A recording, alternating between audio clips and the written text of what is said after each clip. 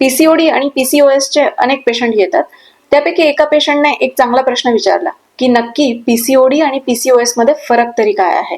बऱ्याच महिलांना पीसीओडी आणि पीसीओएस हे दोन वेगळे आजार आहेत हेच कळत नाही.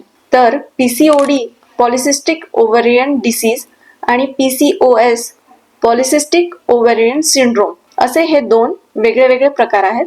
पीसीओडी मध्ये दोघांमध्येही आपल्याला ओव्हरीज मध्ये सिस्ट फॉर्म झालेल्या दिसतात, परंतु पीसीओडी मध्ये ज्या सिस्ट असतात त्या माइल्ड आणि कमी प्रमाणात असतात.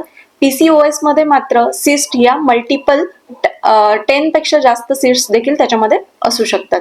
पीसीओडी हा एक लाईफस्टाईल डिसऑर्डर आहे ज्यामध्ये स्ट्रेस, ओबेसिटी किंवा आहार हा जर मॅनेज केला तर त्यामध्ये सुधारणा होताना आपल्याला दिसू शकते. मात्र पीसीओएस हा थोडा सिव्हिअर असा आजार आपण समजून घेऊ शकतो. याच्यामध्ये एंडोक्राइन सिस्टीम किंवा क्रॉनिक मेटाबॉलिझम हे हॅम्पर झालेलं दिसतं.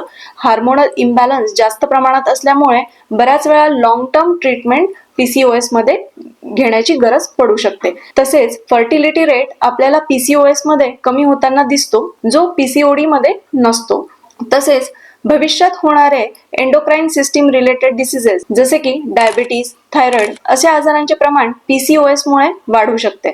त्यामुळे पीसीओएस असेल तर त्याकडे दुर्लक्ष न करता प्रॉपर चिकित्सा करून घेणे गरजेचे ठरते. तुम्हाला देखील इरेग्युलर पिरियड्स किंवा हेअर ग्रोथ असे जर प्रॉब्लेम्स होत असतील तर तो नक्की पीसीओडी आहे की पीसीओएस हे समजून घेऊन ट्रीटमेंट करणे गरजेचे आहे.